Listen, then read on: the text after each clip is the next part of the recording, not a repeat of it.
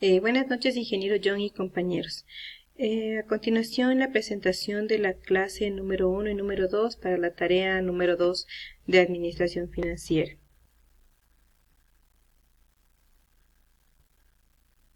Los informes o estados financieros.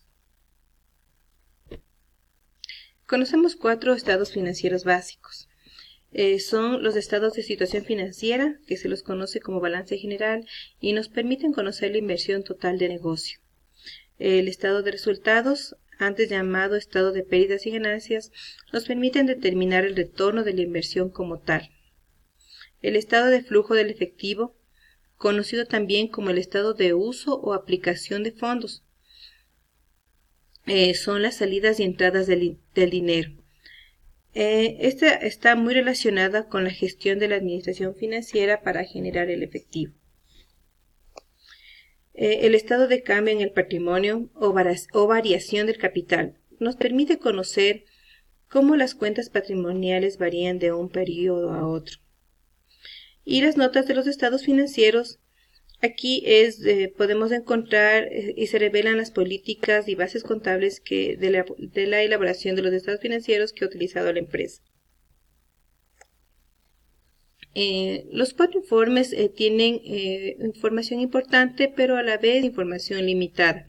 Es decir, no nos permiten ver los activos ni tangibles reales de la empresa, como por ejemplo el talento humano, un portafolio de clientes, etc.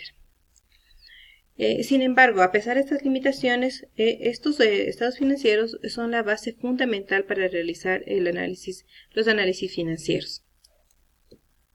Para que los informes financieros de una empresa tengan mayor valor en el mercado, es importante que sean auditados, que contengan una opinión de su elaboración. Y son los auditores externos independientes y su opinión quienes dan un valor agregado a los balances de las empresas. Los auditores externos valoran a los estados financieros con 4 formas de dictamen. Por ejemplo, la opinión adversa.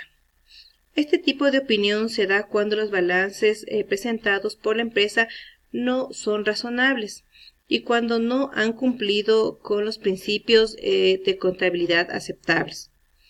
En este tipo de dictamen, el auditor externo está en capacidad de explicar las razones en un cuarto párrafo, con salvedades. Este tipo de opinión se da cuando los balances presentados son razonables, pero existe alguna novedad que no afecta directamente a los resultados del periodo o la utilidad económica del periodo. Abstención. Se da cuando los estados financieros no están razonables y no cumplen con los principios de contabilidad. Además, cuando existen restricciones por parte de la empresa en el trabajo de campo de la auditoría. La no calificada. Este tipo de opinión se da al finalizar la auditoría. Los estados financieros presentados por la empresa significa que están elaborados de forma razonable. Es decir, que está entendible y cumple con los principios de contabilidad aceptados. Análisis de los estados financieros.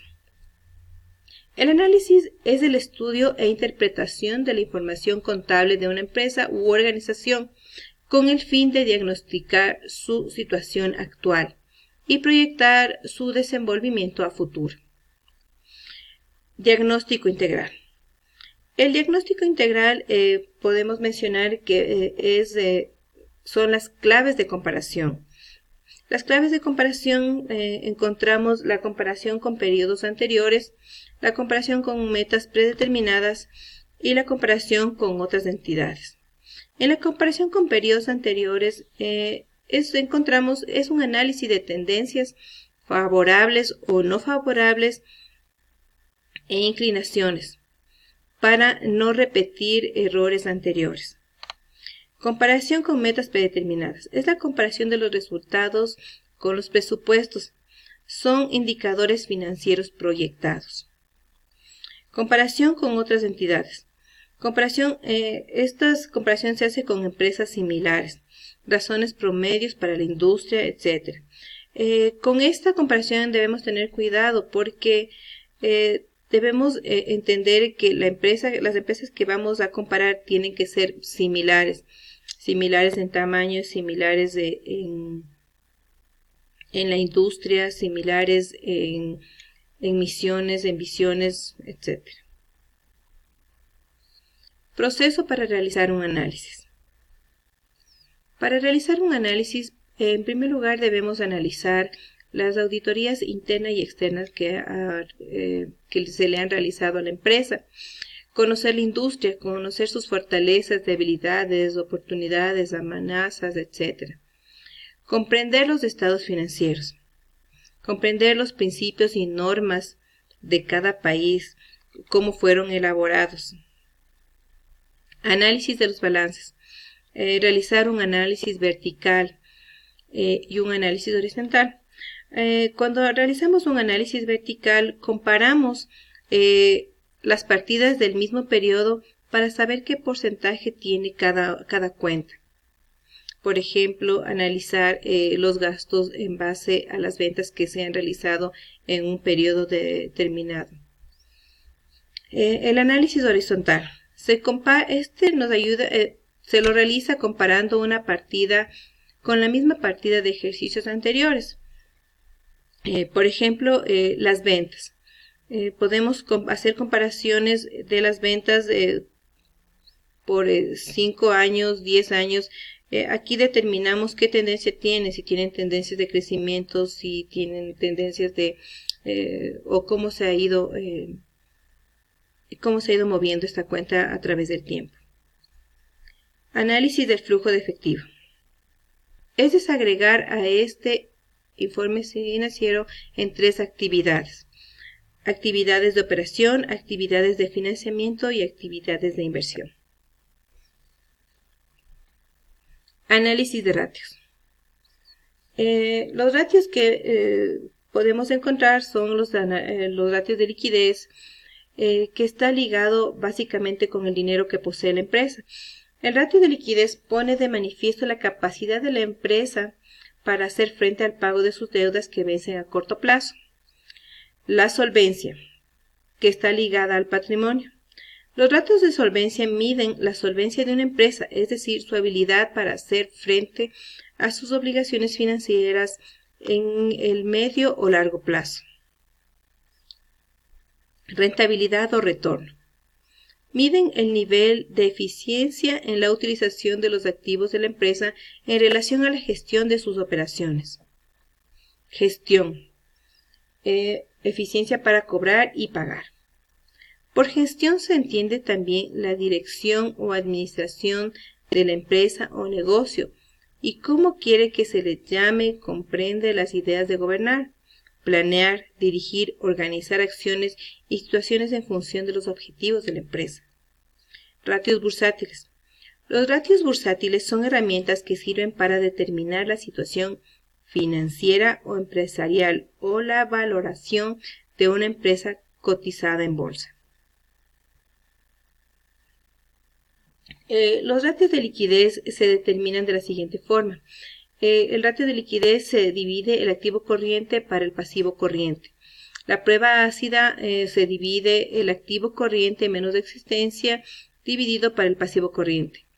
Y la prueba defensiva que se la determina dividiendo caja y bancos más valores negociables dividido para el pasivo corriente. Estos índices notemos que todos los dividimos para el pasivo corriente, que es las obligaciones que la empresa tiene que enfrentar a corto plazo. Ratios de solvencia. Dentro de los ratios de solvencia tenemos el grado de endeudamiento, que se lo determina dividiendo los pasivos totales para los activos totales. Para entender mejor esto, podríamos mencionar que si el grado de endeudamiento después de haber hecho las operaciones salió mayor al 50%, significa que no tenemos suficiente flujo para pagar. Grado de propiedad. se lo determina dividiendo el patrimonio para los activos totales. Esto nos indica si el grado de endeudamiento salió al 50%, el otro al 50%, le pertenece al patrimonio.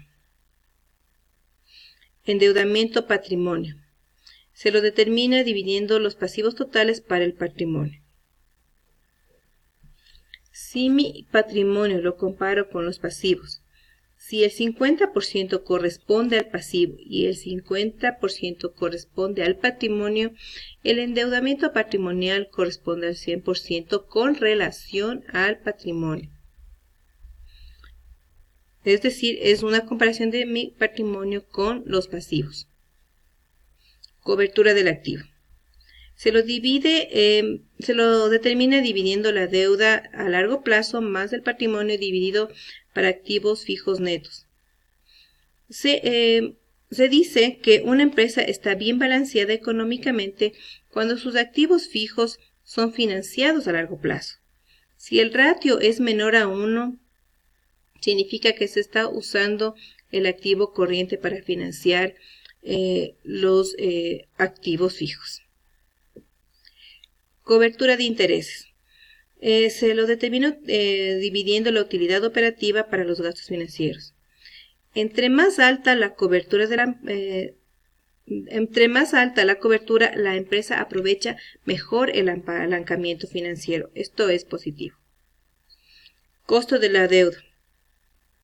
Se lo determina dividiendo gastos financieros dividido para pasivos con costos financieros. Los ratios de gestión.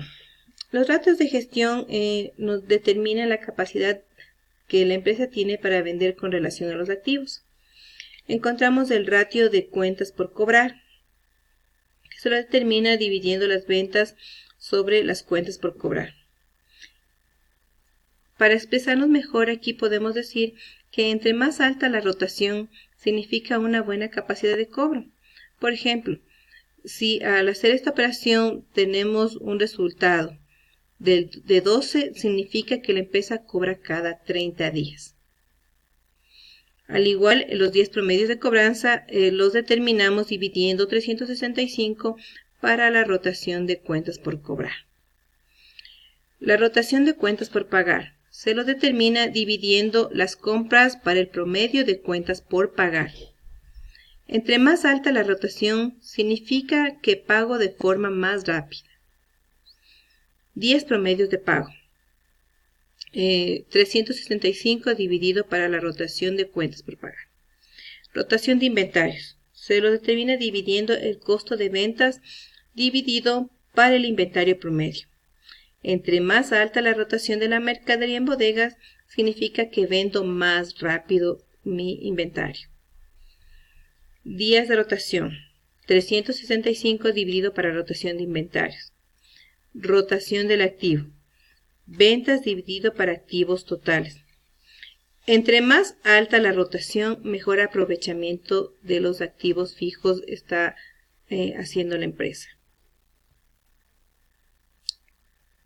Ratios de rentabilidad. La TIR es el retorno que recibe la empresa y los accionistas por sus aportes. Es la tasa interna de retorno. Miden el nivel de eficiencia en la utilización de los activos de la empresa en relación a la gestión de sus operaciones. El ROA, que es igual a la utilidad antes de impuestos de intereses dividido por el total de activos. Aquí podemos determinar que todos los ratios nos dan conclusiones preliminares, pero no son concluyentes. Muchas gracias.